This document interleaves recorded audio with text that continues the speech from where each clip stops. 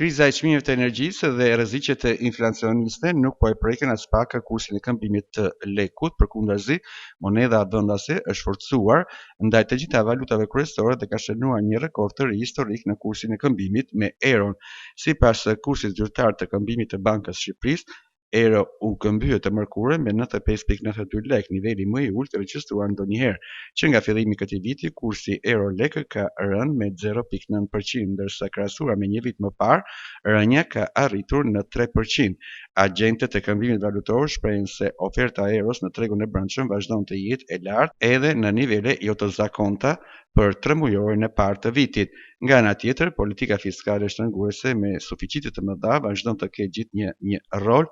dytësor në forcimin e lekut në kursin e këmbimit. Banka e Shqipërisë ndërkohë vazhdon të ndërhyjë në mënyrë të vazhdueshme në tregun valutor nëpërmjet të blerjes së euros, por kjo vetëm sapo e ngadalson rënjen e monedhës evropiane që në mungesë të rolit të Bankës Qendrore do të kishte rënë në nivele edhe më të ulta.